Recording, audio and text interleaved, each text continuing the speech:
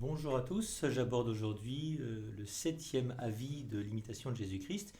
Il faut fuir l'orgueil et les vaines espérances. Alors, ce petit avis-là est pétri d'écriture hein, comme les autres, mais celui-là c'est assez impressionnant. Il faudrait presque sur chaque ligne dire à quel point il se réfère à tout un tas de passages de la Bible. Insensé celui qui met, qui met son espérance dans les hommes ou dans quelque créature que ce soit. Alors je pense spontanément, personnellement, à une citation de Thérèse d'Avila qui reprend cette même idée. Hein. Quand on met sa confiance dans les choses de ce monde, les forces de Dieu viennent à nous manquer. Voilà. Et ça conduit évidemment à comprendre que l'enjeu chrétien est de vivre comme un pauvre, comme un faible, un pauvre en esprit, un pauvre de cœur, qui a besoin de la richesse de Dieu, hein, sans quoi nous serons inévitablement livrés à nos seules forces qui sont limitées. N'ayez, donc la suite en découle, n'ayez point de honte de servir les autres, à l'image du Christ qui s'est fait serviteur de tous, et de paraître pauvre en ce monde, précisément, pour l'amour de Jésus-Christ. Vous voyez l'enjeu de pauvreté, de paraître ainsi pauvre. Ne vous appuyez point sur vous-même et ne vous reposez que sur Dieu seul. Faites ce qui est en vous, Dieu secondera votre bonne volonté. Je pense aussi ici à Ignace de Loyola, tout faire comme si tout dépendait de nous et prier comme si tout dépendait de Dieu, espèce de tension perpétuelle de l'agir juste, s'engager avec toute sa volonté en comptant sur toute la force de Dieu sans arrêt, sans cesse. Ne vous confiez point en votre science ni dans l'habilité d'aucune créature, mais plutôt dans la grâce de Dieu qui aide les humbles et qui humilie les présomptueux. Vous retrouvez ici des paroles de la Vierge Marie au Magnificat. Il disperse les superbes, il renverse les puissants de leur trône, il élève les humbles. Même idée que dans ce cantique de la Vierge Marie.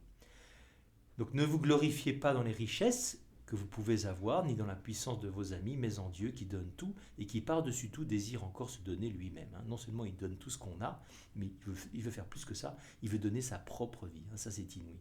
Ne vous élevez point à cause de la force ou de la beauté de votre corps, qu'une légère infirmité abat et flétrit.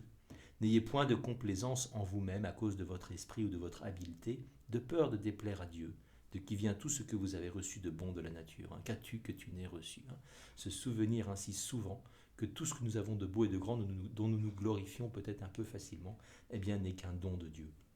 Ne vous estimez pas meilleur que les autres, peut-être êtes-vous pire aux yeux de Dieu qui sait ce qu'il y a dans l'homme.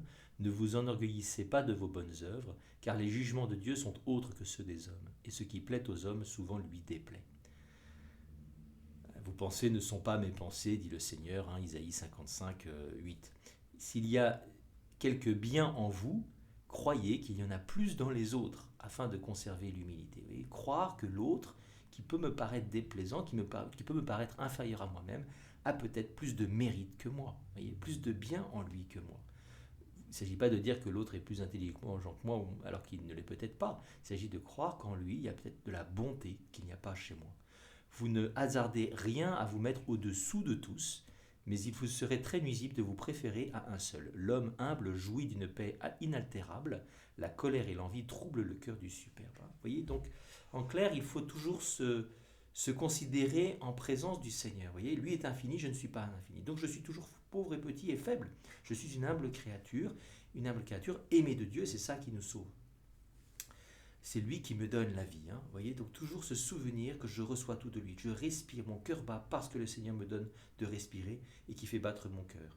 Il faut que nous travaillions humblement à nous en souvenir parce que nous l'oublions malheureusement assez facilement. Je vous propose aujourd'hui de penser à une personne que vous n'aimez pas beaucoup, que vous considérez inférieure à vous-même, pour demander au Seigneur la grâce de voir ce qu'il y a de beau en elle, de prier pour elle, d'apprendre à l'aimer et à grandir nous chacun en humilité. Bon courage et bonne journée.